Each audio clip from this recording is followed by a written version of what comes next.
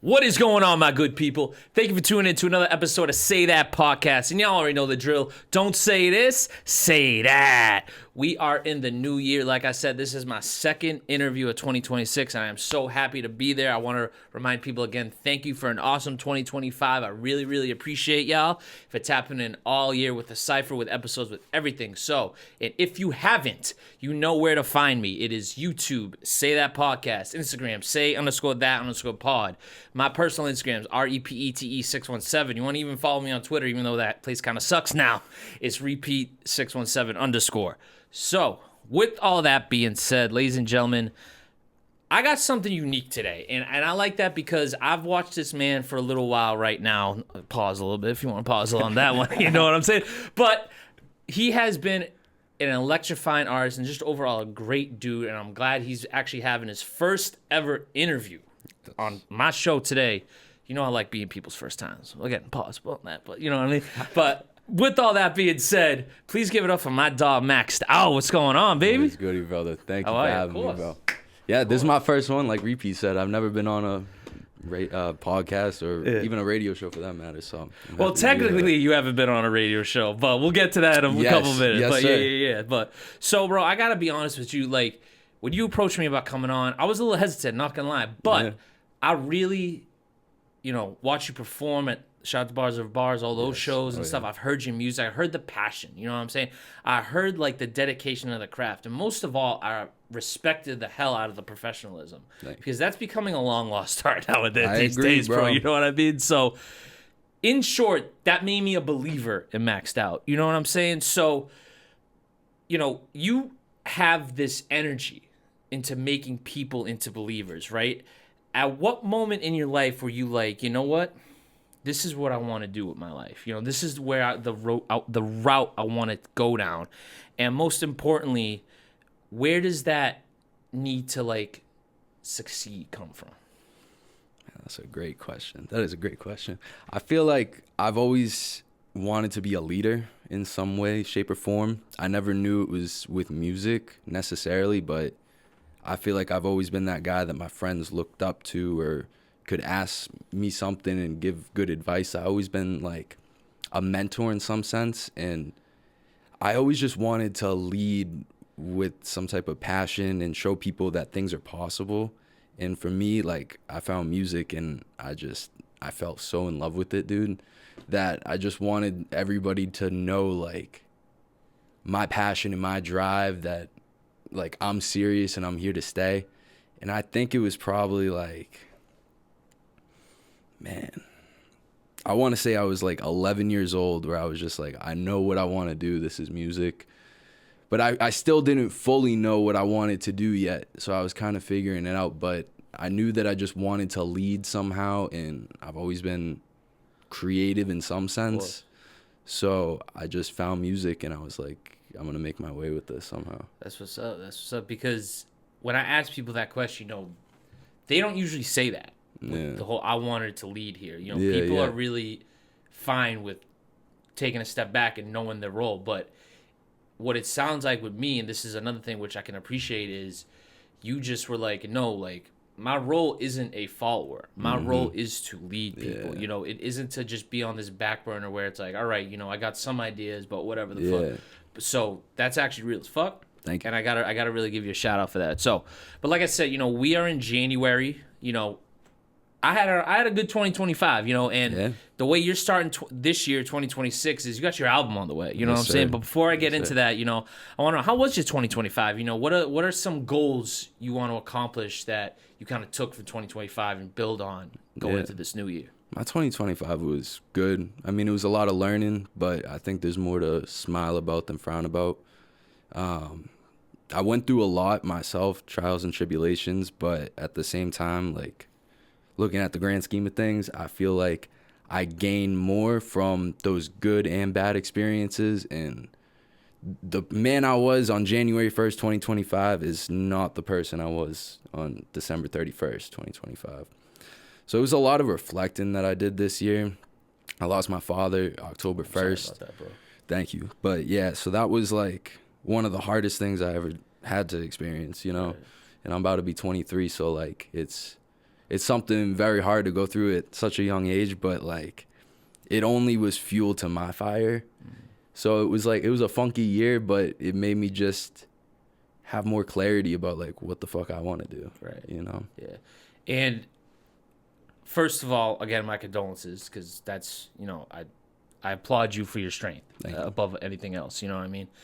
But one thing that is, again, another very appreciative thing about you is how in December, you know, you dropped 2 tracks that were very, you know, from right here. Yeah. You know what I'm saying? You weren't really afraid to let those feelings out, where some people were like, you know, do I rap about this? Do I even like sing about this, talk about this? So like taking what happened, you know, that event and turning it into passion, you know, is that some ways that, you know, you're going to let your father live on through your art and your music?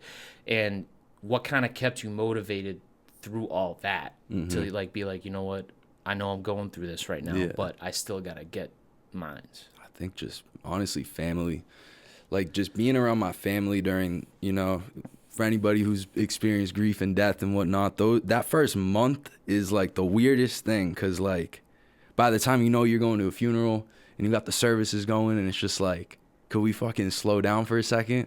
But I think, you know, the duality of all that is you're surrounded by all this family that you haven't seen in a minute, and that got me really inspired, because I like haven't seen this side of my family for ages, and just seeing them again was just like, who is Maxed Out?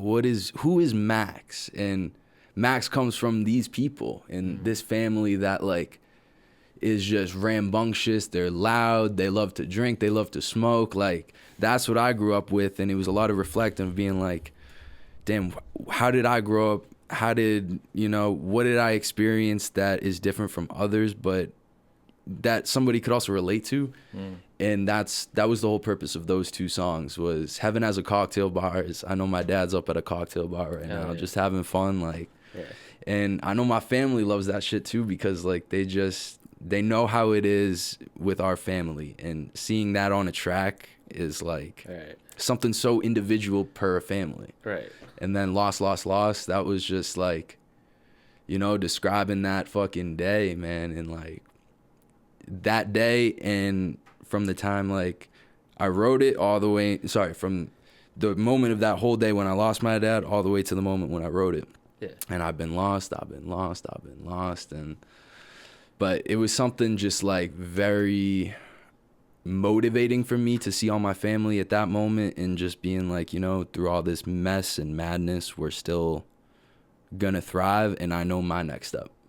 So I love that, bro. That was very beautifully said. You know what I mean? Like, you know, because I said, from the conversations we have had, you know, I don't like to get too personal with people, because, you know, I like respecting people's boundaries and stuff like that. But how you made, you know, just 2 tracks right away, like, it's like, wow, like that's someone getting to like the cream, like not even just like, oh, you know, he's still doing it, but that's like, if you are a creative like that, like there's no greater way to honor something than someone that you lost with something that will live forever. Because, you know, all this music shit, and I say this a million times over the last year too, we're in an internet archive. You know what I mean? Bro. If the pod went away right now, and you know, you wanted to look back on this interview in 20 years, it'll still be there. That's what I mean, you bro. Know what I mean? said that on somebody else's show too. Yeah, I've said it a lot. So, I know, you know but it's so but true. It just drives the point home, true. right? You know what I mean? Like, so, and I've thought about that so much, where even when I was at Staples, you know, for those, you know,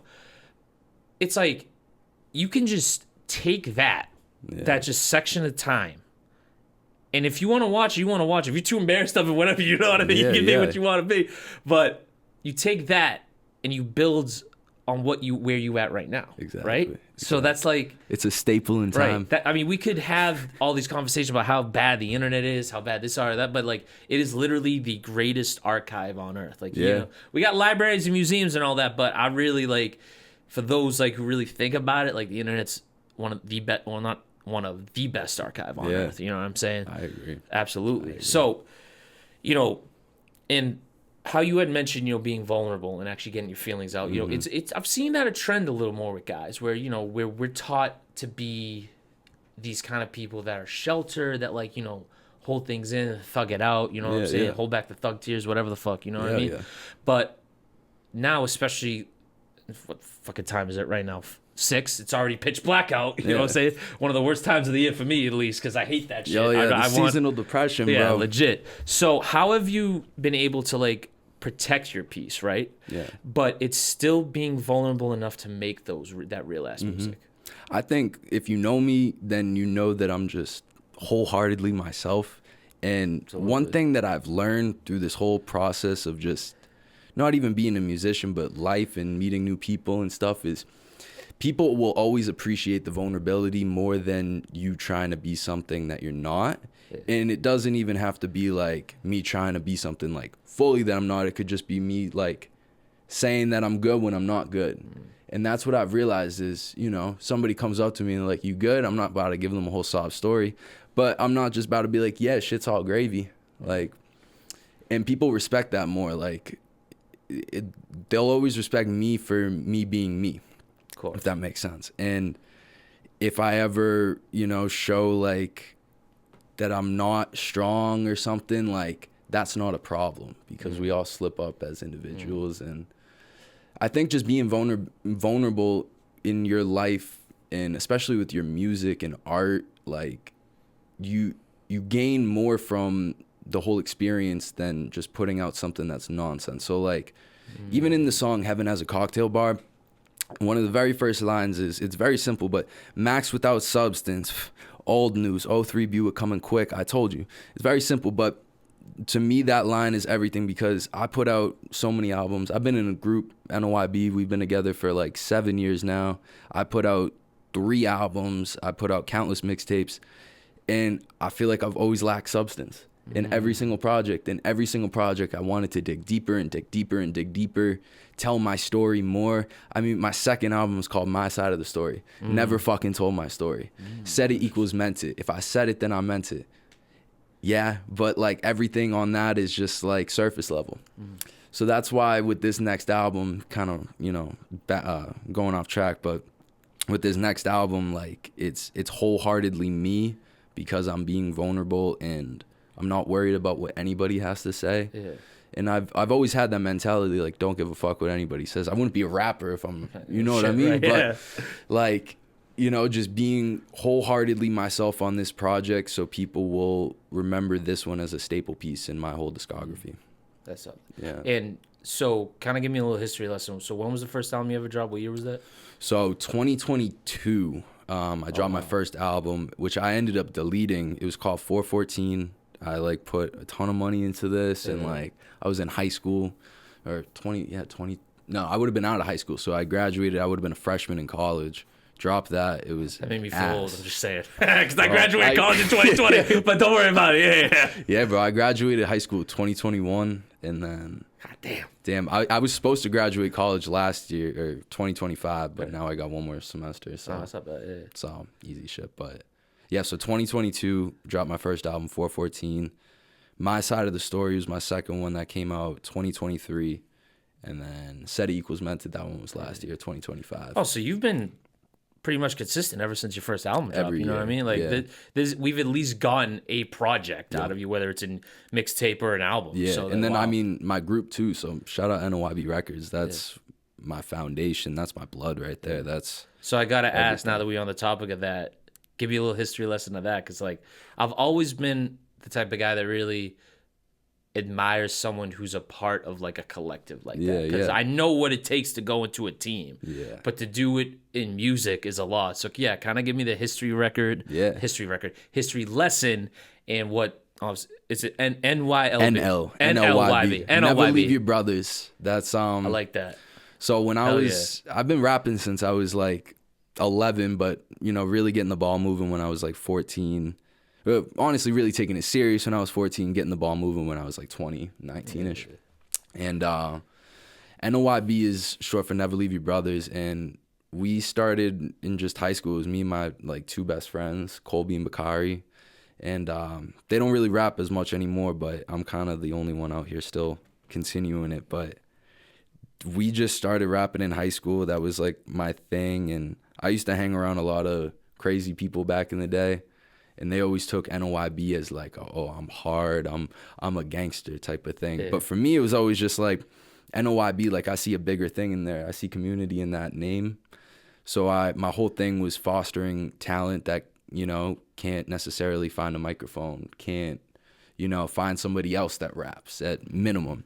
And we all came together. It was my boy Bakari, Colby, Vargas, and me. We came together to make NOYB, started putting music out like 2019, and then all the way until 2022 was or 2023 was our last album. And then we kind of taken a hiatus, and then I kind of went solo, not for any like bad reasons, just went solo, started getting the ball moving on my end to further help us.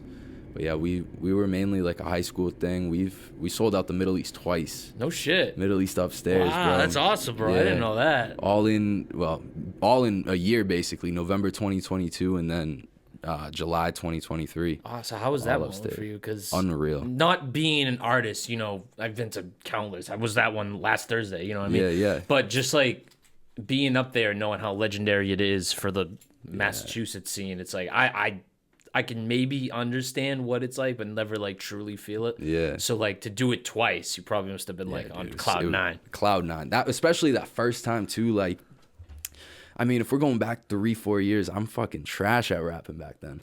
And we still did the Middle East, and I watched these like videos from that day, and it's just like, oh my God, how do we get away with that? But we were doing like 30 songs on stage. Wow.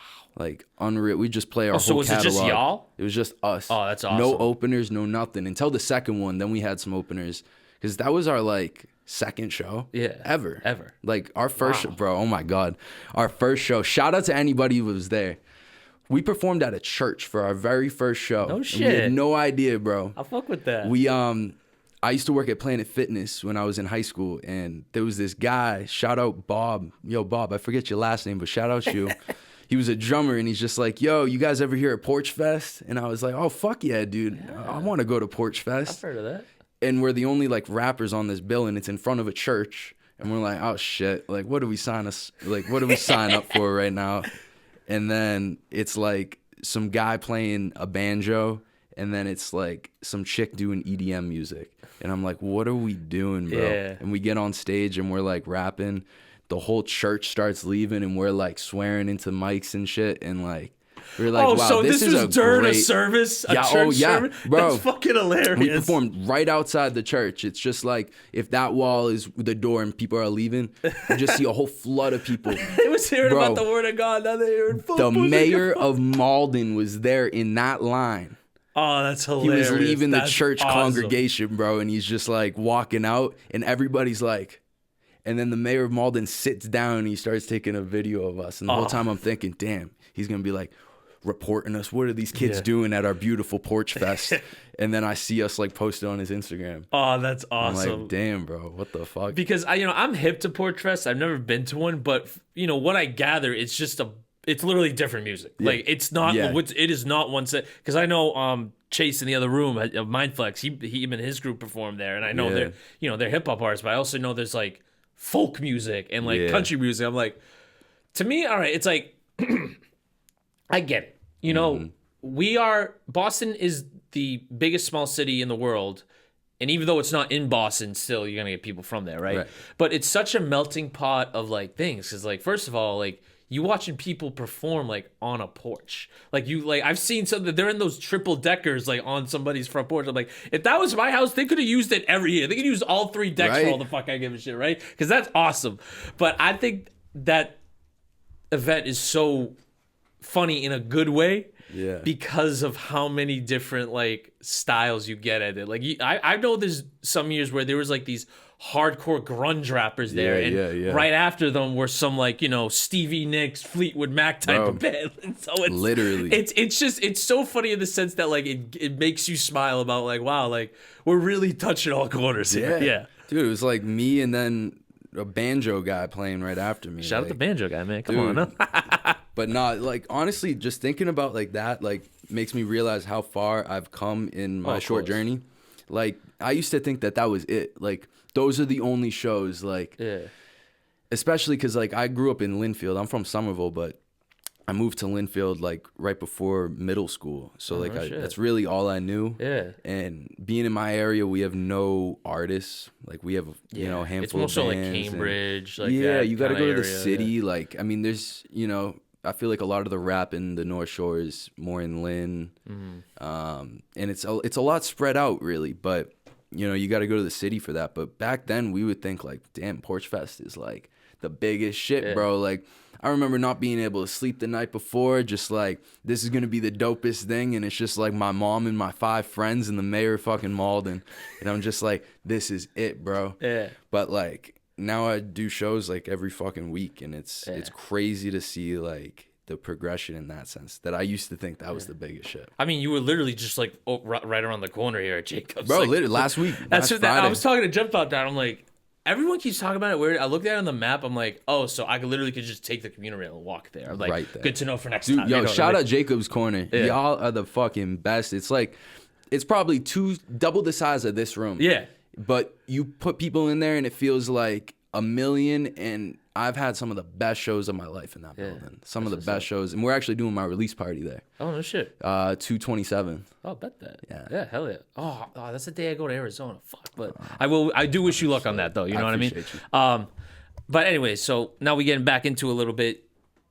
For those who don't know, and I actually learned this when you came in, me and you kind of relate. You know, during your time at Salem State, you know, you were a radio host. And for those who don't know, you know, my backstory about me being in front of a microphone at LaSalle University in Newton in 2016, I had my own radio show for about like 2 months, I want to say.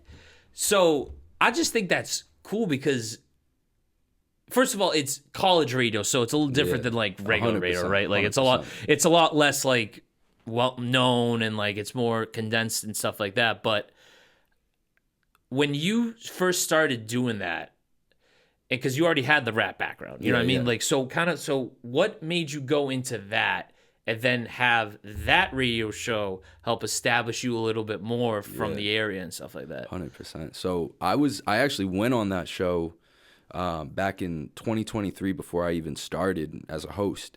One of my boys had a show on there. Oh, wow. And I was like, oh, this is the dopest shit. Like, let's go. So that would have been like spring semester of 2023. So we did that. That was great. I hit him up in September because school started. And I'm just like, yo, I'd love to get back on the show. He's like, I don't even go to Salem anymore. I'm like, great. So I'm like, how do I get on this show? And I was like, wait, I know the manager. I went to school. Shout out Ava. Bro, I went to school with this girl named Ava, and she's the manager of WMWM. So I'm like, here we go. So I like slid my way in. I'm just like, yo, Ava, can I become a host? Did the training, and then boom, I got my show, named it In the Mix with MaxedOut.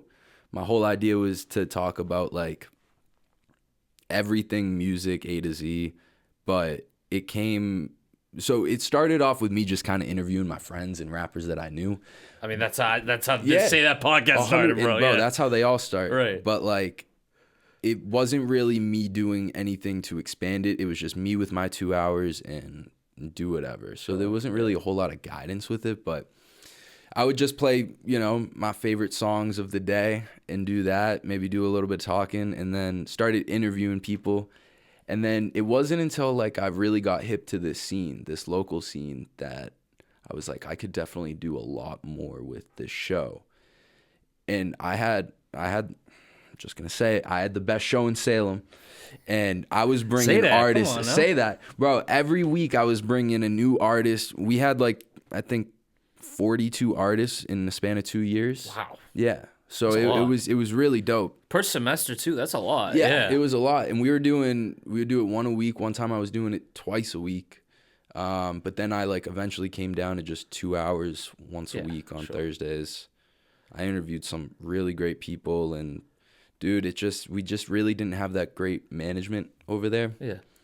And it was unfortunate because I loved it. The place was so dope. It just had that like old school radio room look. Like, all the knickknacks in the room, and just like it just felt old school and grungy, and like I loved that like environment. But yeah, I had to move away from it to somehow better the show. So my next move is shout out Goat House. So we're gonna start doing the podcast there. Hell yeah. in the mix at Goat House. I like that. I like that. You know, because that's foundational. You know, that's like, it shows that you can do it at least. Like, because it's in stages, really. Like, I look at it from just my personal journey. So when I did it at LaSalle, it was 2 hours and I was talking to myself. I'm like, I'm not trying to sound like some like Colin Coward, or I'm just yelling at the mic and yelling my takes. Like, it just ain't me, right? It gets lonely after a while. It really does, because it's like, what the hell? What do I even talk about? Like, who am I arguing with? I'm arguing with myself. For real. Like, I'm gonna go insane just arguing into a freaking microphone. And the funniest thing too was where it was on LaSalle. It was literally like the windows faced the cafeteria, so you get people walking in and out. I'm like, I'm not trying to yell into a microphone and people see there's no one in the room. And I'm just like going nuts on a microphone. Like, that's kind of crazy. But I had so many moments like that. I gotta be honest, it was a great setup, but it's like, what was missing, right? Yeah. So fast forward 2020, when this comes around, it's like, all right, I have another co-host, so I can at least talk to somebody. Yeah.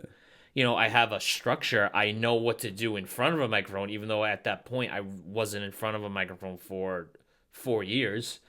But, you know, looking at the journey, it's like, wow, like all those things you don't really consider like a step in the journey actually work. Yeah. So that's what I think is cool about Small all that. wins, And it gives you like it gives you the, not motivation, but like the proof that you can do it again in a different setting. So as you're going to do it at the Goat House, which is lit. So I'm happy for y'all. Thank you. Yeah. Yeah, no, If you ever want me on, you know what I'm saying? I got to come on. Absolutely. Yeah, Go absolutely. You know what I'm podcast. saying? Absolutely, yeah. That's the thing with anybody who's got a podcast. Yo, podcast for podcast, bro. Come on. For real. That's how we do this shit around here. So now let's get into the album. You know, you already mentioned you got your release party at Jacob's Corner on February 27th. That's coming up. If you go to it. When's the album drop in? You know, talk to me about the whole process behind it. Obviously, you got the 2 songs. Are they going to both? Two songs are going to be on the album, right?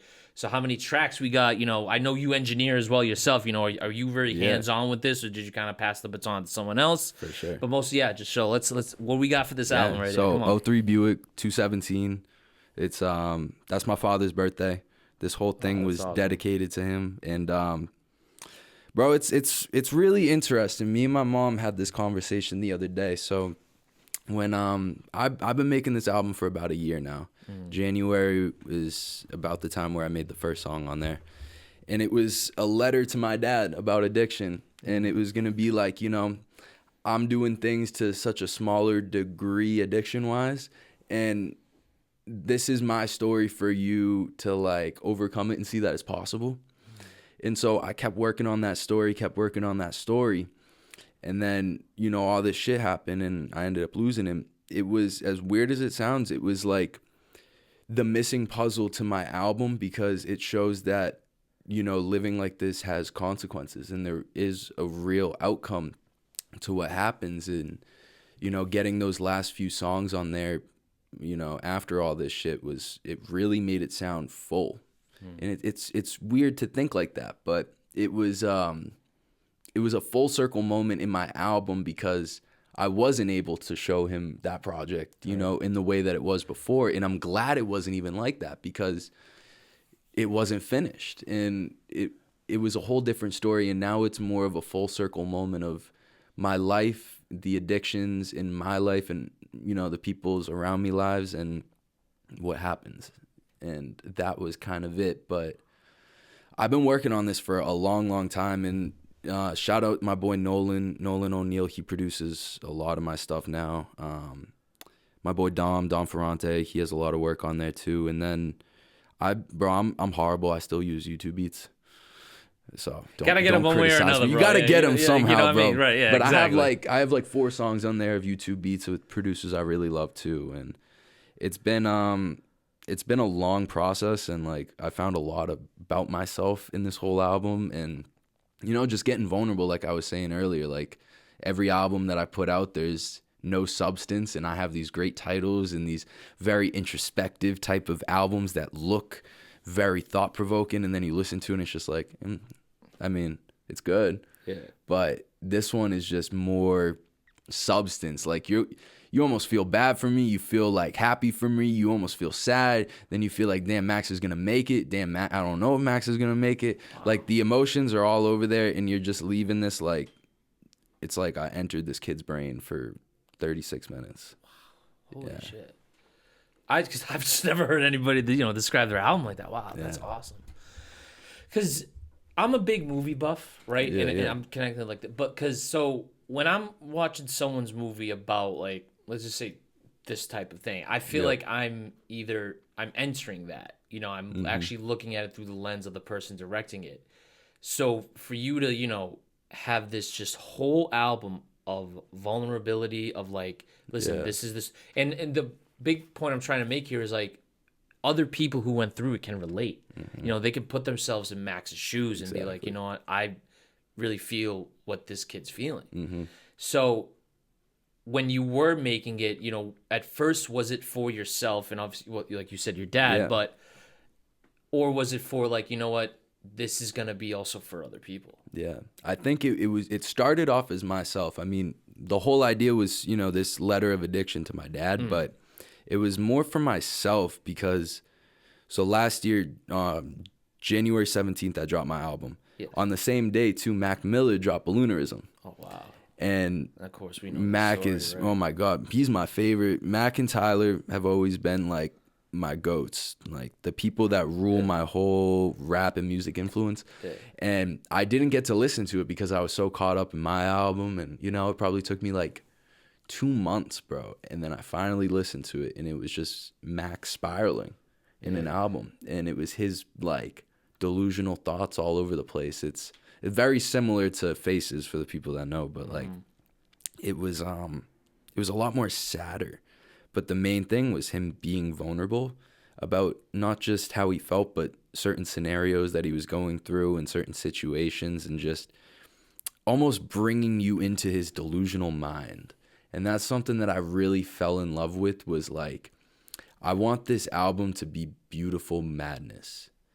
Like, it's crazy the shit that I'm rapping about, but it's purely me, and it's purely the shit that I've went through and had to experience. And him just dropping that album was like the stepping stone for me to actually get vulnerable and like say stuff that I necessarily wouldn't, and like just reveal that side that people need to see. Because I've learned this too, like the more I get vocal, bro, the more people fuck with it. And the more I like state my opinions or say how I feel, or like not sugarcoat it, there's always one person that will like appreciate that. And it may not be masses of people, but it's always that one person that's just like, bro, I agree with you. I agree.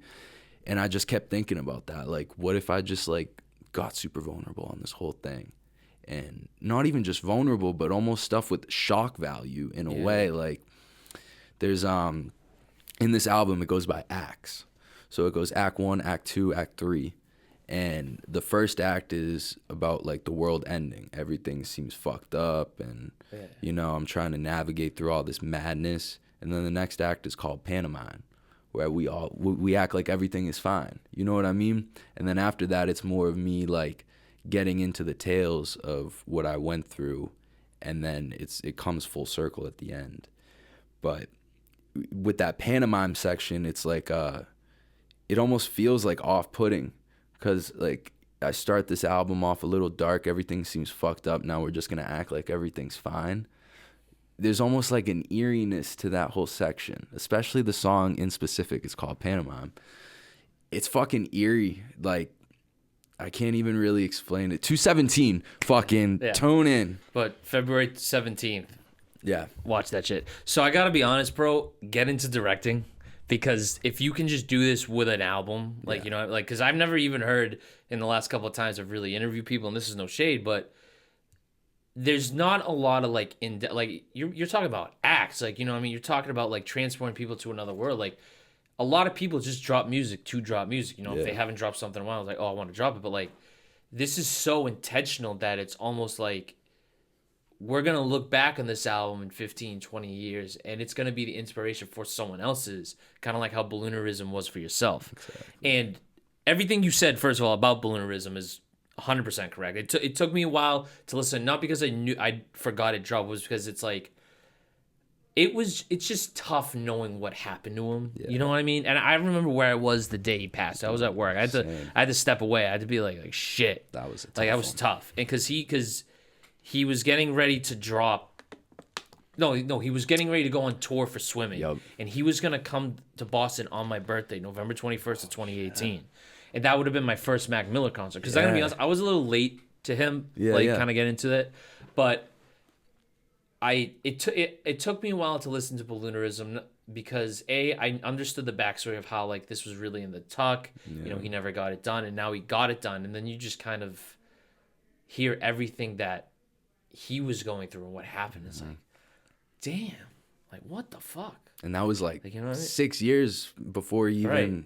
And I had talked died. the terminology about this because he was, you know, he was basically Max OG. Yep. You know what I mean? So it's just, it's really, and I don't really want to get off topic, but now that we bring it up, it's just really difficult as a fan to listen to because you almost felt like you knew Mac Miller even though you didn't meet him. Yeah. You know, and if someone's music can make you feel that way, then you're looking at someone who's literally should go down as the best artist of all time. And Agreed. Even on Mike Scarfo's show, one of his last guests, his guest said that if Mac Miller was still alive, he'd be bigger than Drake. I agree. I honestly, I didn't say it, but I think I especially with agree. the lane that he was choosing in his later career, like with the whole swimming in circles, like, dude, he Can had I be it all honest lined too? up. Like, because I was a big Logic fan, right? Yeah. Growing up, like he was like my first like Yeah. guy that I like stand. Young Sinatra 4 has always been my shit. I listened to it the other day. I had to stop listening to it the other day. I'm like, Yeah, damn, I'm really old. it's so good. It's like, so I don't good. like this. Like, I was like, it took me back to listening it in high school. I'm like, dog, like, this sucks. But I just feel like with Logic, and I've said this a couple times, but he was trying to be. He wasn't trying to be Mac Miller, but he was kind of that type where you know he'd make these conceptual albums, whether it's you know. Under Pressure, the Incredible True Story, which is still one of my favorite albums.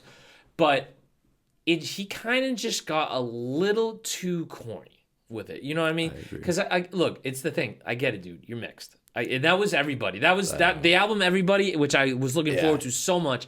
The album cover is beautiful as everything. There's just nothing on that album. Yeah, I agree. And I remember the day it dropped. Me and my boy, because we were both big Logic fans, we're looking at each other. We're like, shit. This ain't good. Yeah. You know? And then the next year, Mac Miller dropped Swimming.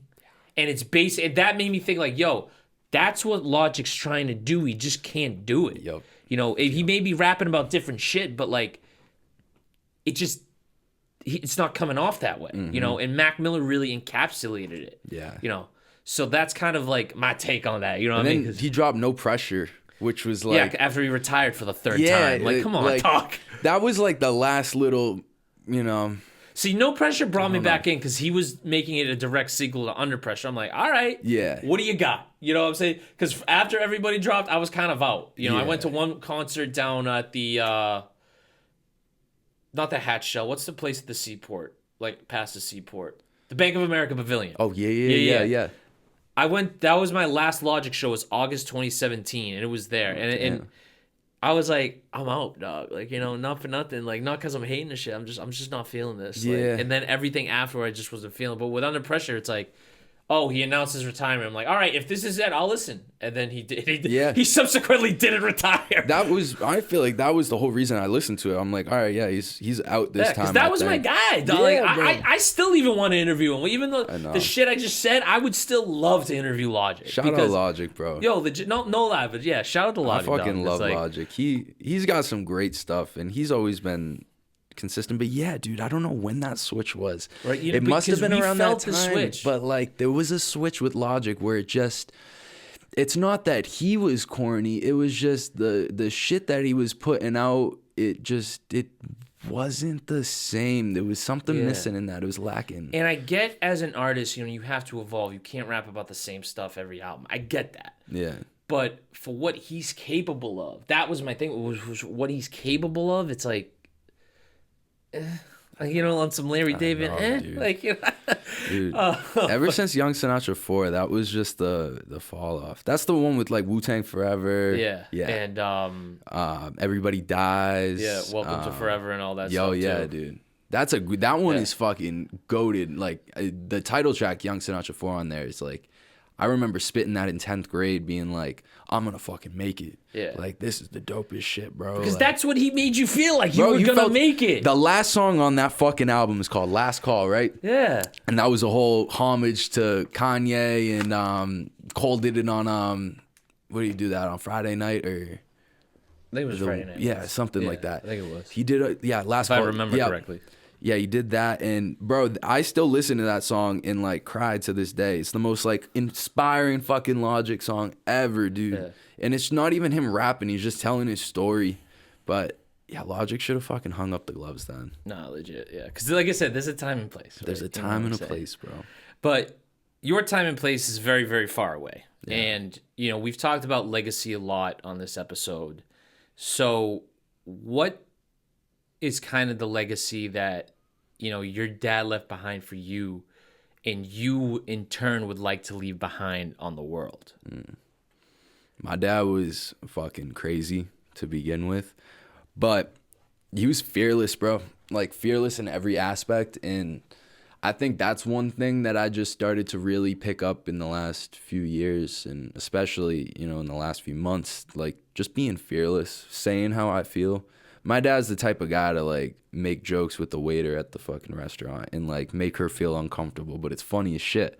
And like just shit like that, bro. Like having no fear and just knowing like I'm never gonna see these people again, or like it doesn't matter what I say because they're gonna care, like they're gonna laugh or they're gonna appreciate what I say. It's the one who always breaks the ice or like does some shit like that. So I think just getting out of my shell, and I'm the most extroverted introvert, bro. Like I could get out here and have nice conversations with people and network and, seem like I could talk for hours. But then like sometimes I'm just like, damn, I just want to fucking hide away, bro. Like I ain't talking to anybody today. I ain't going to fucking Market Basket. Like fuck that. Like, but I think it's just getting out of my comfort zone and, doing that for him, because this man like had no fucking comfort zone. He made the world his comfort zone. Like some real shit right there. So just just being myself and not really giving a fuck. I feel like he was one of the last people like that just didn't give a flying fuck about anything, and he lived with that mentality, and that just got him through so many problems. Just not giving a fuck, bro. Yeah, I like that a lot. Because it's easy to say that, right? Yeah. But once you actually apply it to real life, It's fucking hard. It's hard. No, it really is. Like, I want to not give a fuck, right? Yeah. But sometimes I find myself giving a fuck. So it's like... It's inevitable with humans, bro. Right. Like, humans naturally chase what's, like, easy and doesn't take energy. It's... Case in point, AI. Yeah, bro, dead ass. Like literally the case in point. Like, when we were... fucking thousands of years ago in caves and walking around, bro, like the safest and smartest thing to do would be to sit in that fucking cave and not move unless you have to, because you could die or you're gonna fucking wander around for food and never find your cave. Right. It's easy to stay in there. So we have this instinct in us that's just like, nah, I wouldn't want to do that, bro. It's like too much fear. It's too much this. And we're just naturally wired like that. So we all fucking go through it. It's funny you said that, because this is a little, I don't know how people want to take this, but I got into reading a lot because I was never a book guy, but I'm like, you know what, like, let me just do it, right? Kids, right? Because like I said, I'm a movie guy, and a lot of my favorite movies were books first. I mean, freaking everything was a book first, pretty much, right? Yeah. Like, so one of the books I got recommended was Meditations by Marcus Aurelius, and he was this Greek general philosopher, like I'm talking like ancient Greece, right? Yeah. And the book holds up so much that it can apply today, obviously. And this is the one thing a lot of people say, like when he wrote this, like you didn't live past 30 because you were either killed in war or whatever the fuck happened to you, right? Yeah. But it's still about approaching it as such. It's a lot more lessons than it is this guy's history, because it's this guy's words, right? But it's not like he's telling you what to do. He's speaking from what he saw during that time period. And like, as we look at like humans and shit, right? Because I've kind of been doing a deep dive on this the last couple of months, was like, we're inside a lot. Yeah. Whether Oh my it's God, with yeah. whether it's with like gambling, whether it's with like door dashing food that you don't even got to leave the house. Like we're setting up society where you're inside a lot. And I'm looking at that like, wow, like that's fucked up. Yeah. That's why a lot of people are saying like, yo, when you get up in the morning, go for a 15-minute walk in the sunlight.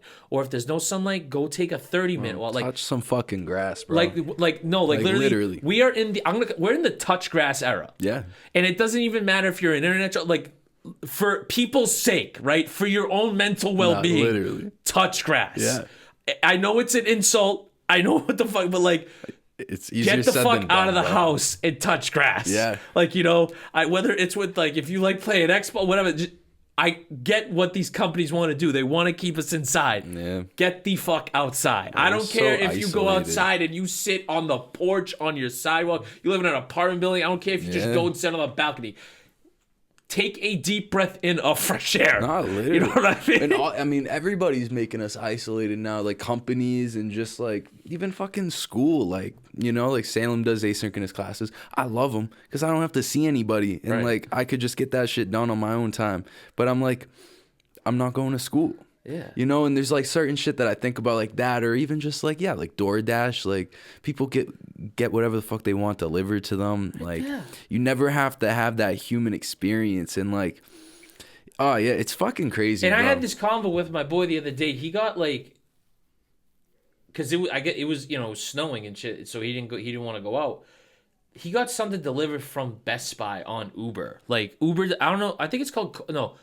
It might be Courier or it might be something else, but like Uber has this thing where it's not Uber Eats. Like you can have someone go shopping for you for like a computer, and I'm like, Oh, what? The shit. I'm like, all right, that's a little nuts. Like, Yeah, no, that's like too that's much. what I'm. But too that's much. also what I'm talking about. Like they want us inside. Like yo, like if my biggest piece of advice for 2026 with anybody is get the fuck outside. Nah, you for know? real. And something you had previously mentioned, and me and you are both North Shore kids, so we get this, right? Market Basket. Oh my god. The number one supermarket in America. The number one supermarket in America. And I'm going to say this right now because I said this on Instagram and either people agree with me or I got a lot of shit for it. They have the best steak and cheese Oh my god. in the state of Massachusetts, and I will die on that hill. I'll die and on on that top of that, it's $6. Dude.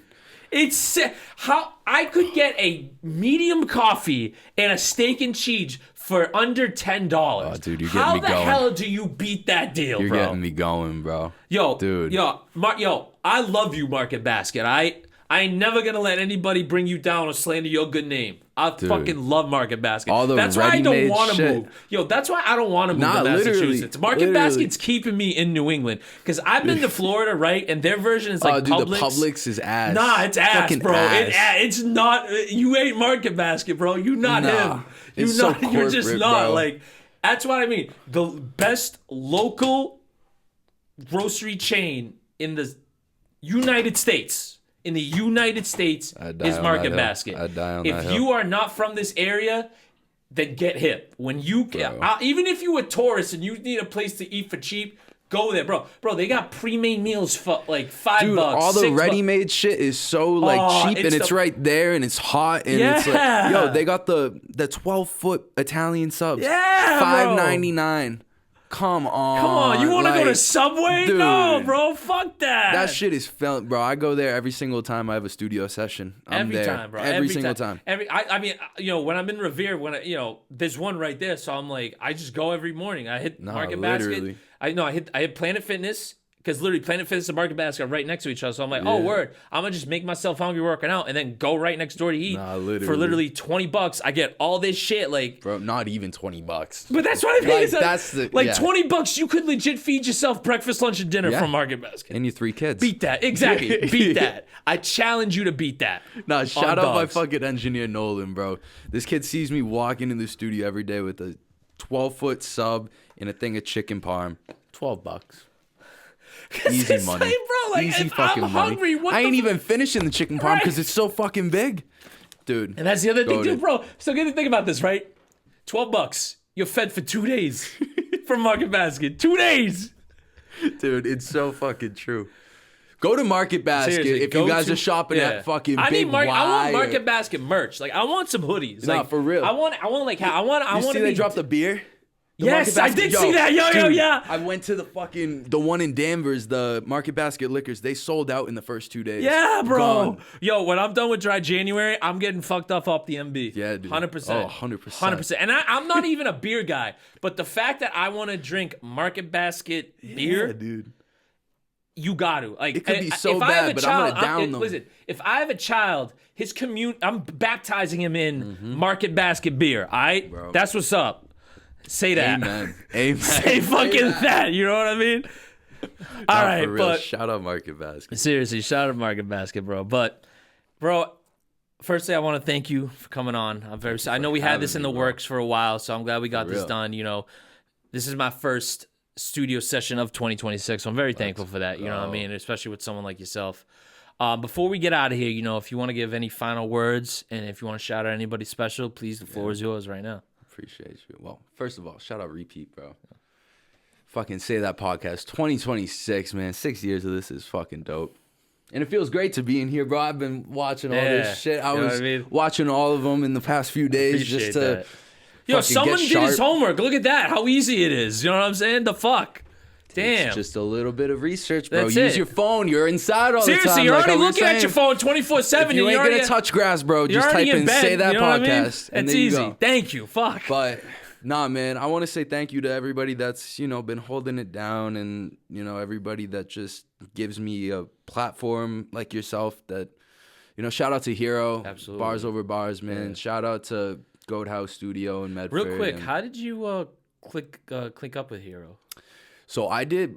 This is bro. I have to tell this story on here. No, that's the whole you just reminded reason me, that I even touched the scene in Mass, right, is one day I was like, you know, angry. I gotta make it, bro. I gotta do something. I gotta start going out.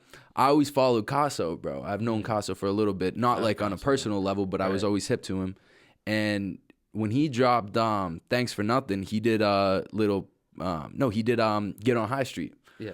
And I went to that, bro. I had no idea what the fuck it was. Right. And I had no idea it was a podcast. And I met Dallas, and we just chopped it up, bro. And it was just Casso there. He had like a few of his friends, but like it was the perfect like networking opportunity, something that I was just never hip to before.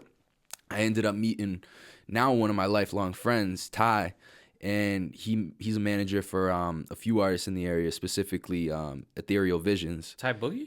Ty Boogie. Yeah. Oh, yeah, He was bro. just on Turntable T-shirts. For That's my real? dog. Yeah. Oh, I saw shit. him last Thursday, Dude, too. he was yeah. with Maceo, right? Yeah. That's right, bro. I forgot he was on this. Yeah. Damn. Shout out Ty Shout out Boogie, Ty, bro. man, yeah. Because Ty really put Maxed Out in motion.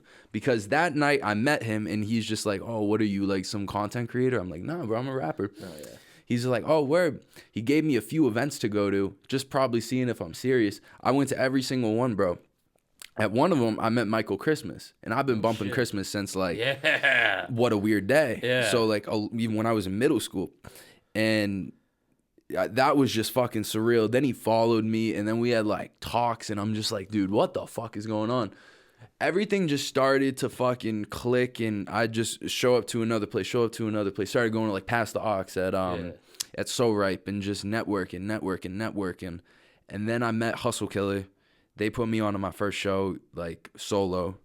Hero saw my set, and he's just like, on Halloween Day, bro, he hits me, and he's just like, Halloween Day 2024, hits me, and he's just like, yo, man, like, I'd love to have you on a show, blah, blah, blah. And I'm like, oh, shit, let's go. I had no idea who he was or anything, bro. And then I pulled up to the show. It was one at the Jungle. And, bro, I still think about this to the day. Like, I'm so sorry, Hero. But, dude, I had no idea who Hero was. I just showed up to the show, and he's, like, putting shit together, and I'm just sitting there just like, I wonder if that's the Bars Over Bars guy.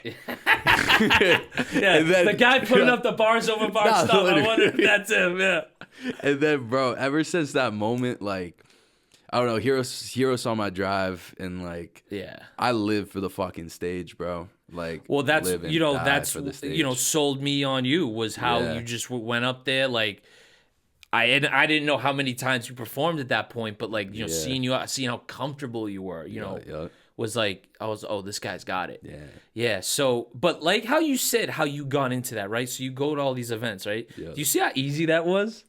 And how these people just don't want to, like, bro, it is so easy, dude. It's so, go to, if you guys want to, if you're listening right now, right, and you're like, damn, I'm not getting opportunities, I'm not doing this, I'm not doing that. It's not because you're not talented, bro. You're not in the right places, and you're selling yourself short because, again, as humans, we don't want to go out. We don't want to use that energy. It's too scary, bro. You could die. No. Go to that event. You're going to meet 20 people, but you might only fuck with one of them. You might only follow one of them. And that's cool, but you still got out to this event. You're hip to a whole nother community, and one community leads to another and another and another. And that's another thing about Boston, too, that, fuck, this is a whole nother thing, but Boston just has to start building more than, trying to act like we don't have space for each other. And, just building by going to these networks and these communities and just having an open mind and understanding that there's more rappers out there, and there's somebody out there that wants to do the same exact thing as you, and they're putting in 10 times the work.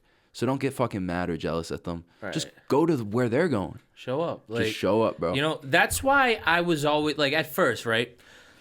I was a little hesitant to go events alone, right? Because I had known a few people. Mm-hmm. But now if me and Jeff Porter pulled up last Thursday to Rex's headliner. I was like, all right, we'll see people there. But that's the point. I'm like, all right, bro, if I pulled up solo, I'm going to know people who go there, Exactly. And while that can be a double-edged sword of, it's the same people every time, but on the other side of the sword is, okay, but they show up. Mm-hmm. Exactly. That's the point. That was a hard thing for me, too, is, like, go to shows alone. Because I think, like, as an artist, at least, you want people in that building. Like, and it's not necessarily that, I could know all these people and, be good acquaintances with them, but I don't know. It's just, like, sometimes it's scary.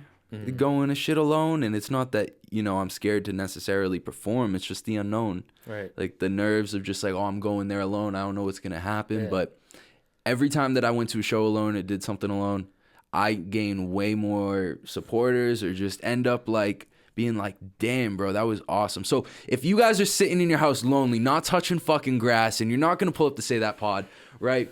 Go fucking find some network. It's something to do, because like you probably feel the same way. Like you go to something after thinking, I don't want to do that, and that fucking feeling that you have leaving that place being like, I went to that because I just pulled myself out of this strange fear or whatever. That reward will always fucking, it's the best. It's the best. I can't really pinpoint the first time that happened to me, but that was it. Like even like how you were talking about how you first met Hero, I don't even remember how. I think, but this is the thing too. With Massachusetts, you follow one person on Instagram, you get like 5 more you'll end up meeting. Yep. But the point is, and you know who kind of I got this lesson from? Isaac Groove was. Me and Groovy had been following each other for a minute, right? Yeah.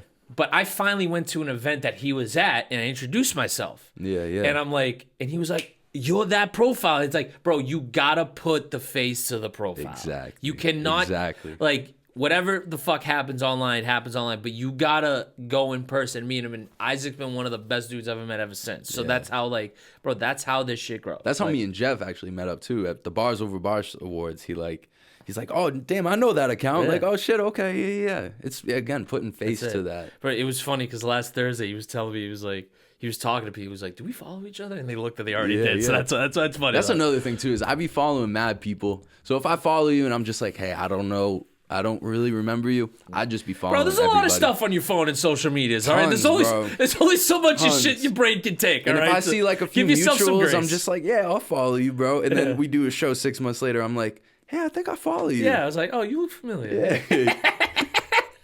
But ladies and gentlemen, that was Maxed Out. He's got his very, very important album dropping on February 17th. Yes, sir. And he has the album release party on February 27th at Jacob's Corner in Beverly, Massachusetts, right down the street from here in the Cummings Center. If you are in town, please go to it, because I will be there in spirit, even though I'm going to Arizona. But still, I wish you all the best luck, and I really thank you for pulling up. You know what I'm saying? Thank you so This much. Helps me start the year right, and I hope it helps you get the ball rolling on your year as well. So, but where can they follow you on all platforms? You know what I'm saying? You can follow me at NYB Maxed Out, all one thing. Find me on all streaming platforms, just Maxed Out, MaxedOut, all one word. And follow NOYB Records too while you're at it. That's my group. You can find a lot of our stuff on there, NOYB Records. And yeah, man, NOYB 2026, 03 Buick, February 17th. Yes, sir. Say That podcast. Yes, sir. Say that. Don't say this, say that. But, ladies and gentlemen, y'all know the drill, how I end these. Thank you so much for tuning into this episode. I hope you enjoyed it as much as I did.